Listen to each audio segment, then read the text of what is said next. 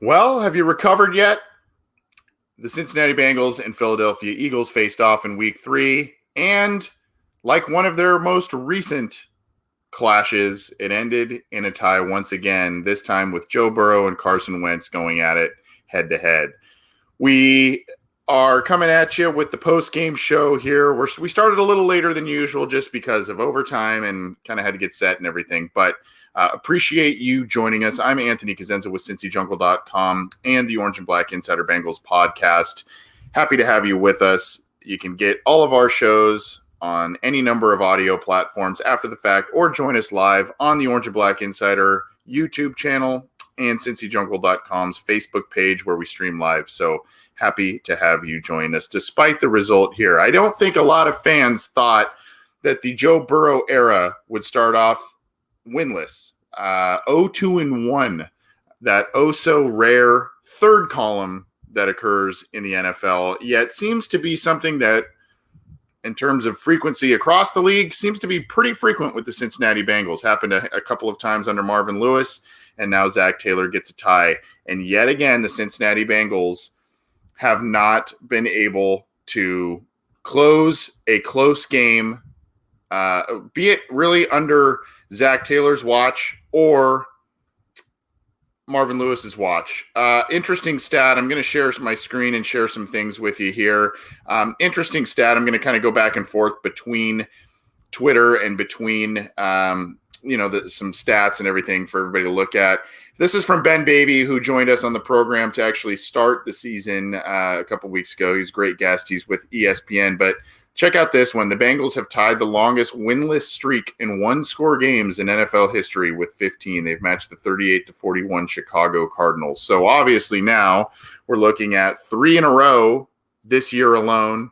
Looking at, I believe it was 8 or 9 the previous year, and then there's probably a couple of others there from Marvin Lewis that are included there. So this team cannot close. They don't know how to close. They drafted a quarterback who is known as a closer, a guy who is known as a step on your throat kind of guy, and Joe Burrow, obviously, and he's shown quite a bit of that through these first 3 games, but the Bengals aren't getting in the win column. There is a lot to talk about with this game. There are a lot of opinions, some of them strong. There's maybe bound to be some agreements with what I'm saying, with what other fans are saying, and with what the talking heads around other platforms are saying. But let's do this. I'm gonna say this. Let's try and keep it civil. I received a couple of tweets today that we're not very civil. And we're a little bit unprovoked, really. So try and. Hey, Bengals fans are all irritated right now. We're not happy with the way the season started. So maybe try and keep it a little civil as we talk about some things, if you can. Look, Denny Verrett says, "Don't you dare throw Joe under the bus." I'm not throwing Joe under the bus at all. That's not where I was going with that. There is a lot to like from Joe Burrow. And to me, I almost feel like this was an improvement off a game last week. He looked sharper this week, and that's saying something based on what we saw against the Browns, where he set rookie records for completions, etc.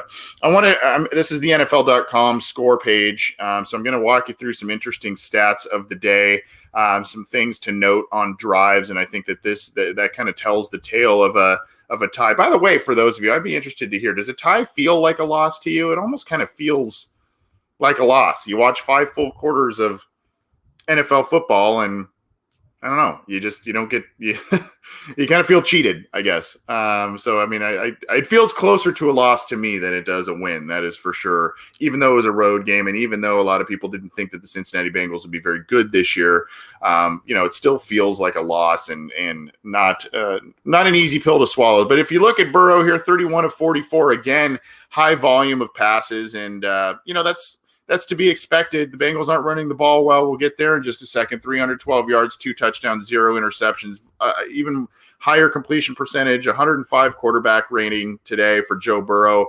He was not the reason that the Bengals did not come out with a win today. It wasn't an absolutely perfect day by Joe Burrow, but he made a lot of plays. There were a couple of plays that he ended up making that would have been absolute highlight reel plays that unfortunately were either called back or what have you. So, big day from Joe Burrow.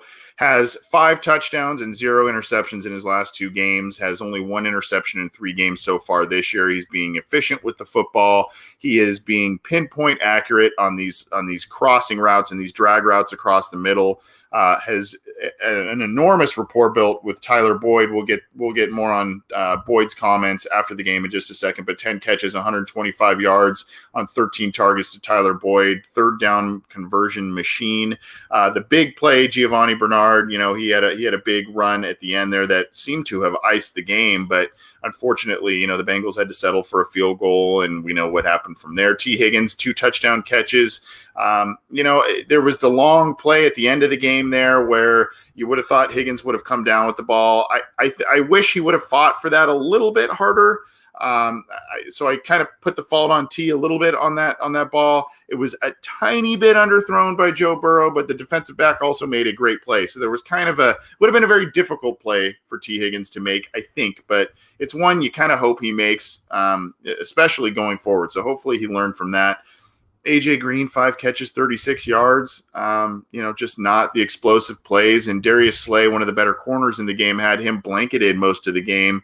Really, some of the plays that AJ made were of minimal impact, and or when Slay was out with what looked to initially be a gruesome elbow injury. But thankfully for Slay, it might have been, I don't know if it was a dislocation that they just popped back in or a hyperextension or what have you, but that didn't look good for a while. So AJ Green really, kind of relegated to like many of the receivers, these shorter crossing routes because the Bengals have to get the ball out quickly. And, that's what Joe Burrow likes. He likes to spread. He likes the spread offense, have 5 wides, dissect where the pressure is coming from, get rid of the ball, find the target, and deliver a strike. A couple of deep balls were missed, but, again, the quarterback play was not the issue today.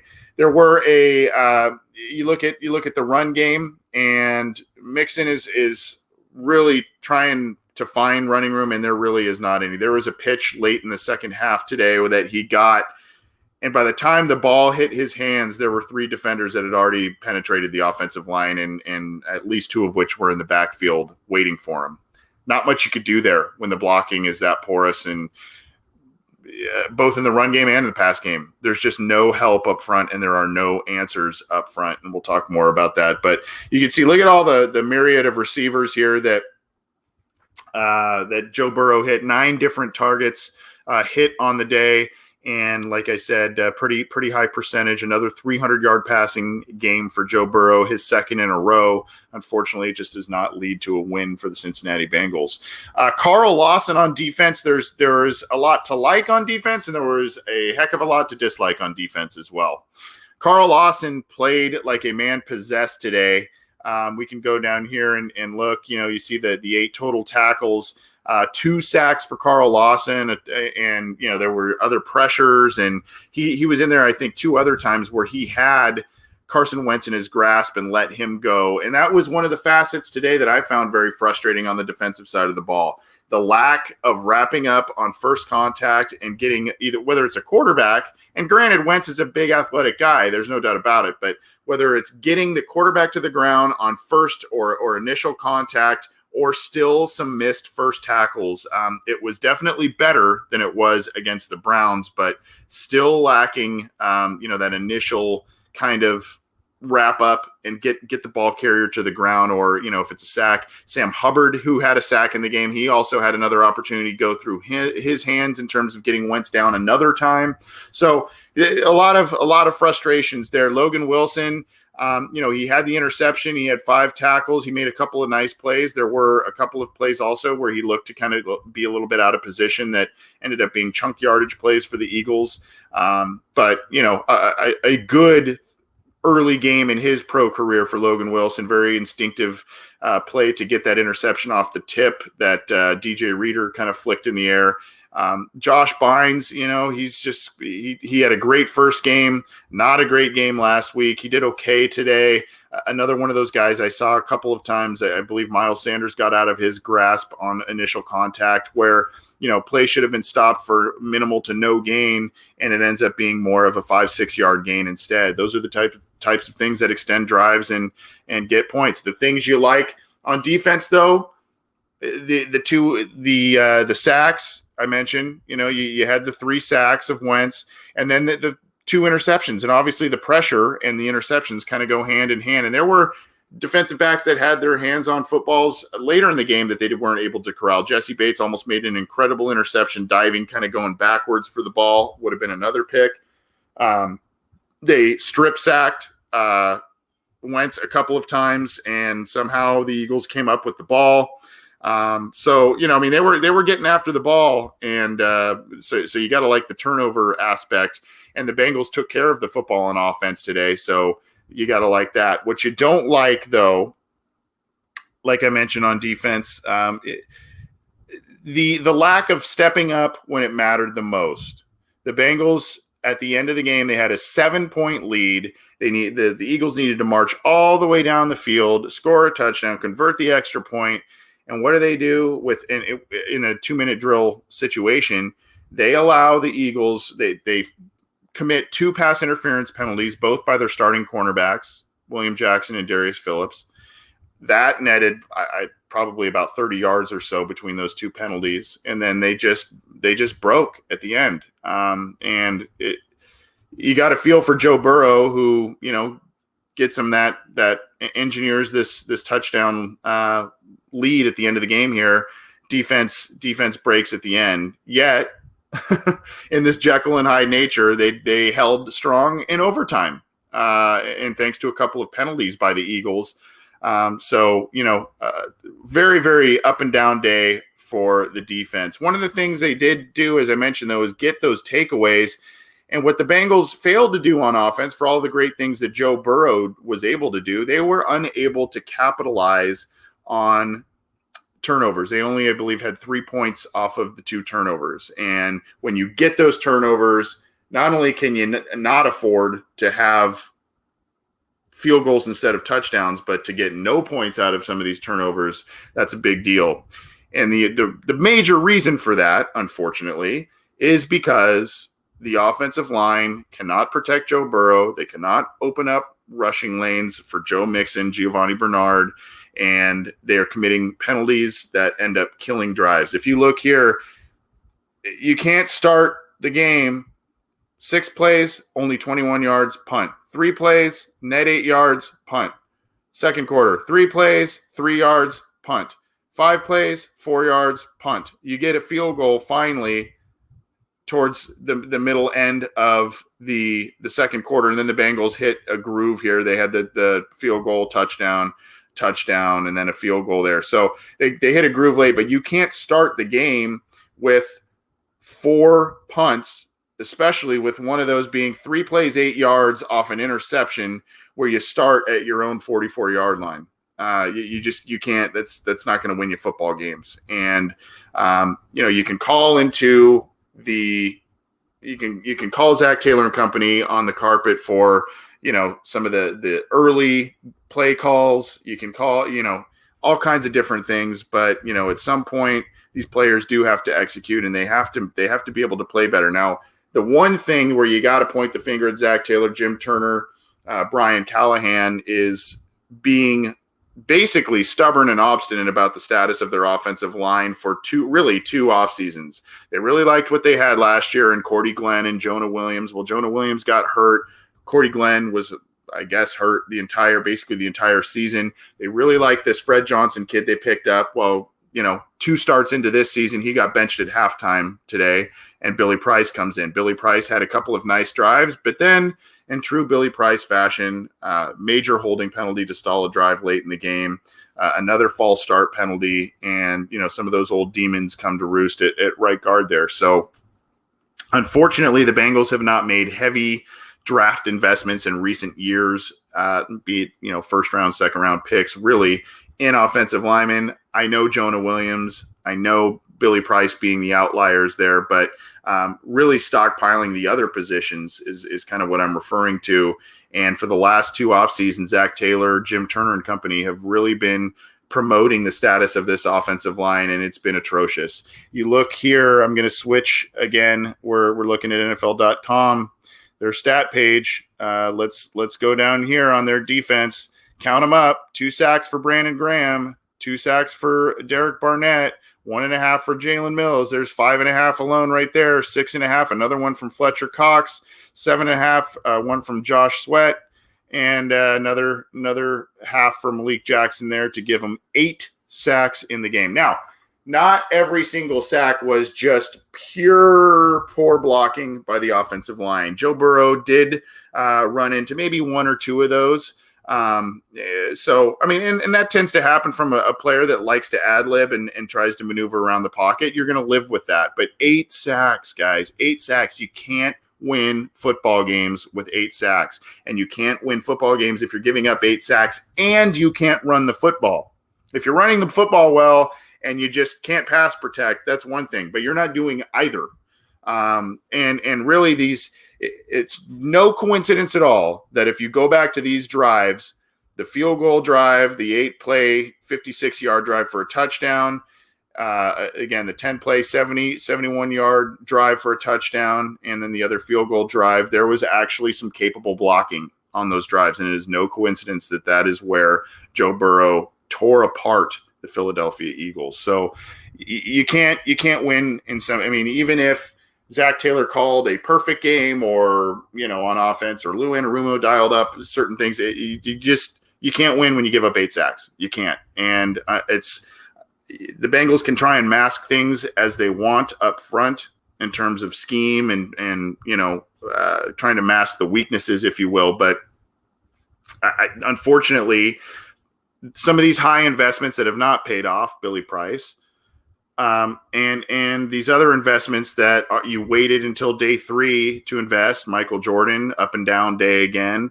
You had Xavier Su'a-Filo, your lone free agency acquisition. He's not even on the field today. I mean, you're getting what you're putting into the offensive line. You're seeing that as the byproduct in terms of investment. And that's just kind of the bottom line. Jonah Williams I have to go back and look at the tape. I do think that Jonah Williams did play pretty well today. Didn't really hear his number called for negative reasons, but I do, I may end up putting my foot in my mouth there. I got to go back and look at kind of some tape on that. But, he and Hopkins remain kind of the linchpins on the line, and it's 2 average to above average players at those spots. And then you've got a lot of wild cards at those other spots. So, 8 sacks, you're not going to win games that way. Not going to win games that way. So that kind of told the tale quite a bit of what happened with the Cincinnati Bengals as they tie the Philadelphia Eagles in week 3. I'm Anthony Cosenza. I'm going to be here for a couple more minutes with CincyJungle.com and the Orange and Black Insider. Get this show and our other podcasts on the Cincy Jungle channel on any audio streaming platform. And then, of course, if you're watching us on YouTube, right below, I believe it's my left shoulder, you'll be able to click that little logo, that icon, and subscribe to our YouTube channel, or go ahead and like the Cincy Jungle Facebook page, as we put up a lot of stuff there. Also, we're on Instagram too. I don't know if any of you are IGers out there, but we had an Instagram page for a handful of years. It was dormant for a little while, and we're kind of waking it back up. So we're doing some more stuff on Instagram. So check that out if you're able. I mean, a lot of negative things here. Let's talk about how this game ended and some decisions by the coaching staff and what's ahead for this team. Look, you still want to say Zach Taylor's a really young coach, both in years, but also, we're now 19 games into Zach Taylor's head coaching regime. And he also never really held a true coordinator position. He kind of got elevated pretty quickly there in the NFL. So he's still kind of learning. You've got another guy, Brian Callahan, who, fresh guy, that he's also kind of in those same shoes. Lou Anarumo, a guy who's been around the NFL and coached the NFL for quite a while, but never as a true full-time defensive coordinator. He's kind of interim guy. So you have a lot of guys, unfortunately, still learning.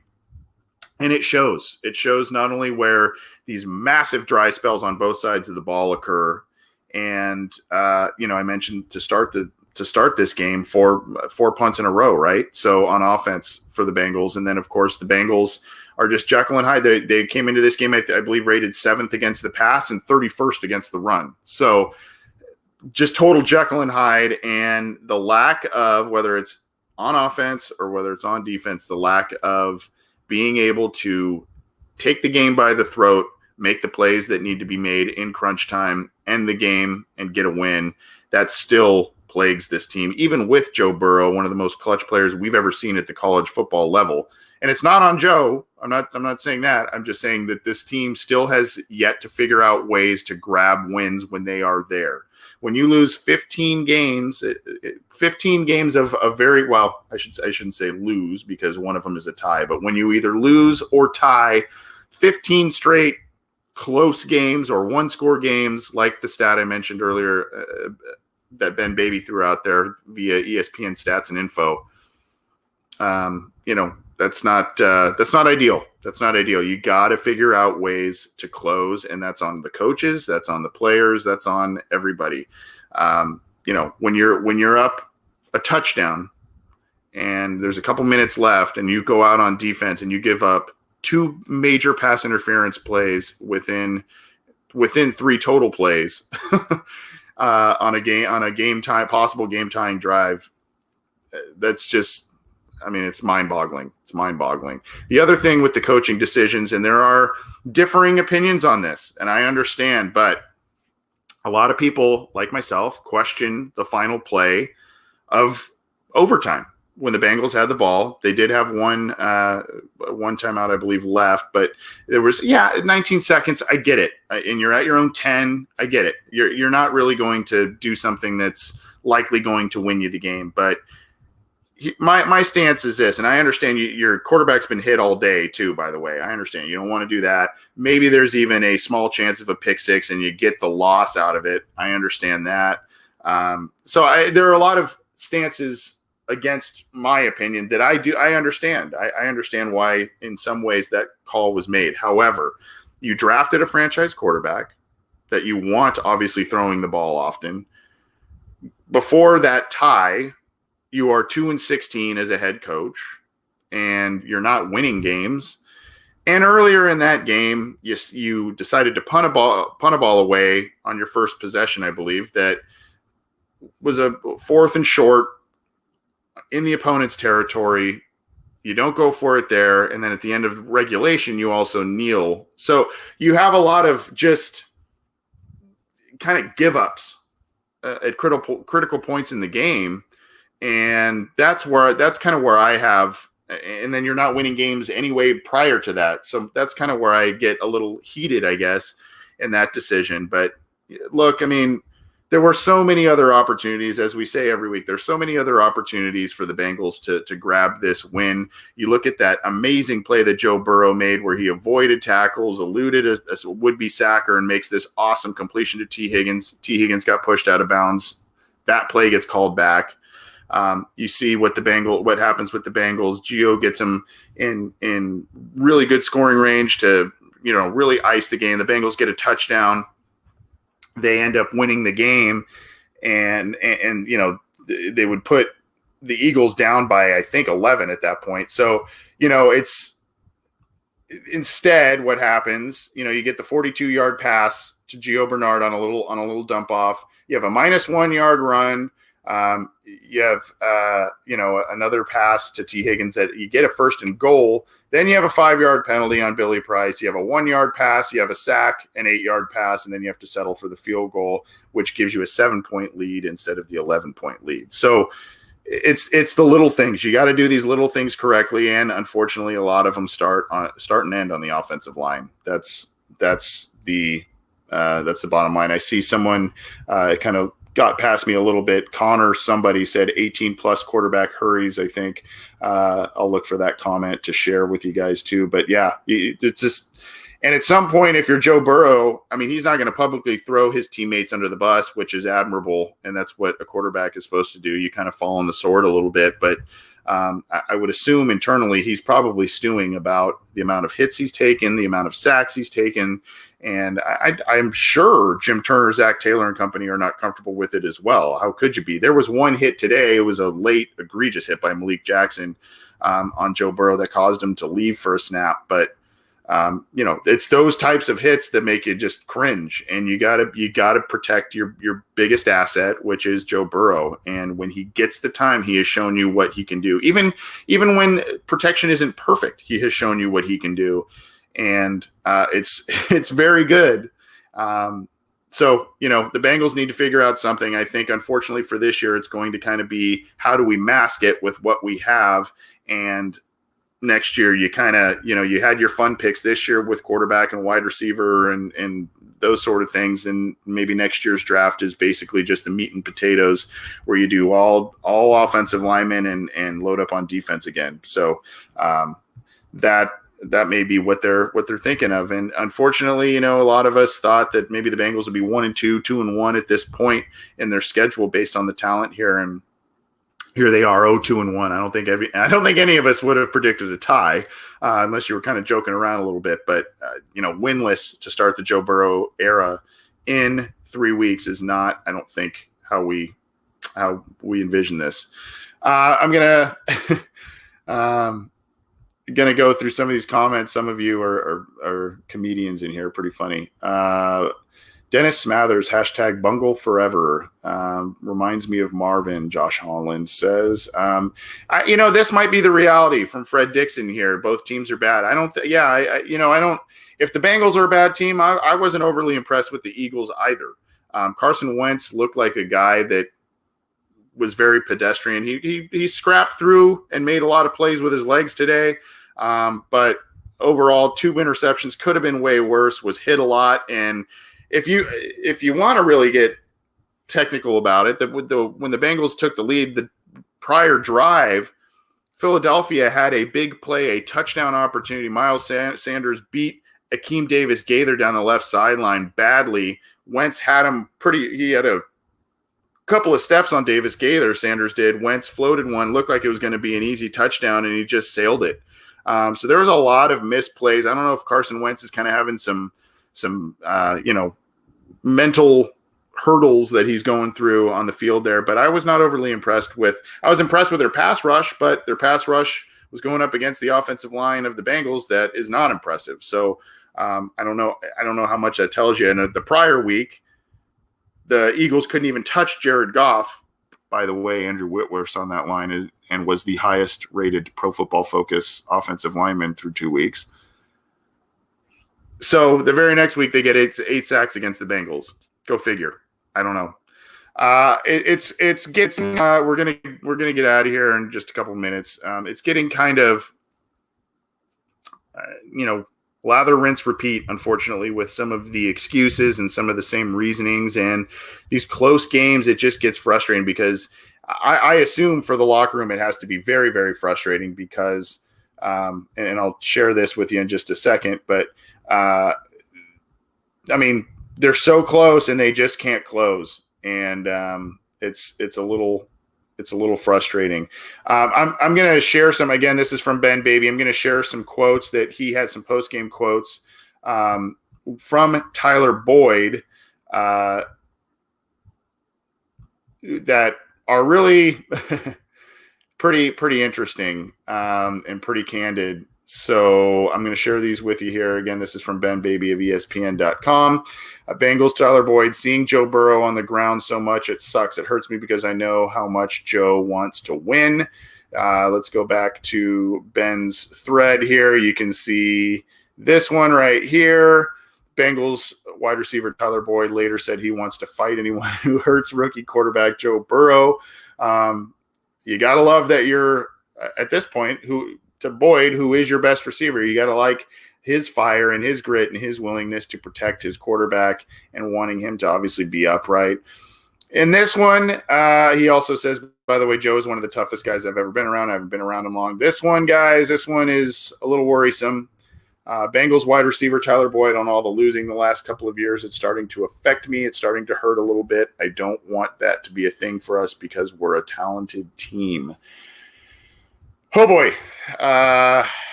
Don't like hearing that. And especially not from a guy who's one of the most productive players right now.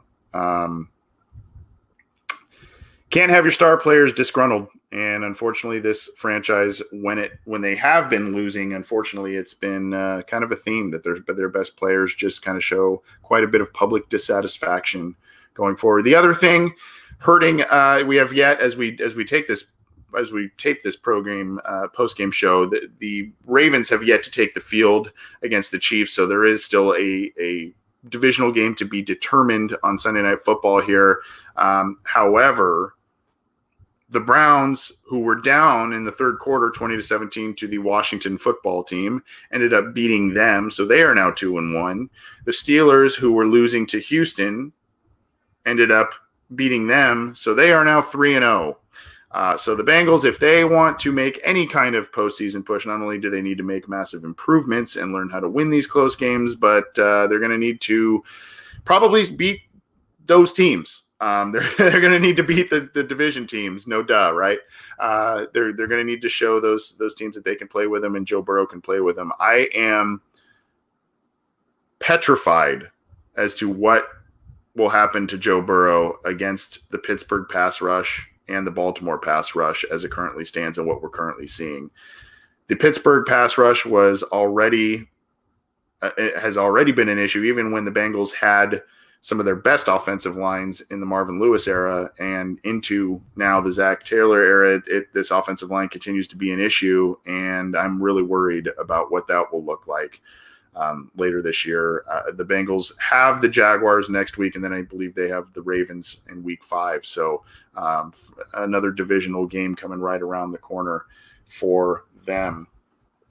So the playoffs, don't talk about playoffs. I see you, Josh, doing a little Jim Mora. I like it. Look, guys, unfortunately, this is not the result. Some of you may have expected this. There are a lot of people that actually expected the Bengals. Just this was a rebuilding year. I think deep down we all felt that was going to be part of it, but maybe just the talent they brought in, the transcendent quarterback that they brought in, we thought maybe this was going to be something where they make a playoff push. They still can. 0-2 teams have not a great track record of making, I believe, since 2003, it's about 10-11% end up making the postseason that start 0-2. Have yet to see an 0-2-1. Probably got to research that. But I assume it's still kind of akin to an 0-2 start. So, I mean, look, they're a young team. They're young in a lot of spots, including the coaching staff, and there's a lot of room for improvement. There are talented pieces here. I want to say this before we get on out of here. We talked about Tyler Boyd. I mentioned T. Higgins had those 2 touchdowns. Auden Tate was activated today after being a healthy scratch last week, and then you had John Ross, the healthy scratch this week. So, and Mike Thomas, by the way, active again, had a couple of catches today, and he obviously is a guy that Zach Taylor is trusting in this offense. So I don't know what this means for John Ross going forward. It probably doesn't look good, especially with T. Higgins grabbing 2 touchdowns today and showing, size, route running ability, et cetera. There's still a couple of rookie issues that popped up today for T. Higgins, but I am impressed with him and I'm impressed with Burrow, obviously. But, I think Green's making catches, but they're not the explosive plays. Your best targets right now are Higgins and Boyd. Those are your most reliable targets in the offense in terms of making big plays, scoring touchdowns. So, I don't know what this means for John Ross. I don't know if they're going to try and move him before the deadline. I don't know what it means for Auden Tate. I mean, he had a couple of looks today, no huge impact for him, but he did force a pass interference penalty in the end zone. But other than that, stat sheet wise, not a gigantic day for him after being inactive last week. So the wide receiver group is also still a work in progress, even though there are a lot of talented guys in that group, and we'll have to see what happens. Who knows? Maybe Ross comes back and he's the guy who returns punts and Erickson gets inactive. I don't know. I totally just throwing that one out there. I don't know, but that's something they're figuring out. The issue is, these are the types of things that you can tell they're trying to work with different combinations on the offensive line and wide receivers, they being the coaching staff. They're trying to do all of these different things, and they're not finding the right fits, at least not quickly. And, here we are 19 games into Zach Taylor's regime, and they're still kind of trying to find their way. And that's not an ideal situation. Not an ideal situation. So I see here Dennis Smather says, trade Green, trade Dunlap, trade Geno, trade Gio, cut Hart. I don't think you can trade all of those guys, but I think, potentially if this season continues to go down the tubes, Green is a guy that may be a coveted asset out there. Ross may be also a coveted asset that maybe you get a pick, maybe you get an extra offensive lineman. I don't know. The one guy that I am kind of curious about, they made a waiver claim on Shaq Calhoun, a guard that was with the Dolphins, a young kid, had some starts down there, not great Pro Football Focus scores, but they obviously liked him. They didn't like what they saw from Fred Johnson for 6 quarters at right guard. Billy Price continues to be roller coaster ride. I don't know. Maybe Calhoun's a guy that can provide some steadiness. I don't know. But a lot to figure out. More questions than answers, as it usually is with the Cincinnati Bengals. But the Bengals tie the Philadelphia Eagles in Week 3, 23-23. They have the Jaguars at home next week, and that seems to be a winnable game based on what we saw out of Jacksonville on Thursday night. But we'll see. We'll see. Thanks, everybody, for tuning in. We're going to get on out of here. Been at it for about 35 minutes. Thanks for all your feedback. Thanks for all your comments and for tuning in live. Thanks for keeping it to cincyjungle.com for all your news, opinions, analysis, and shows like this.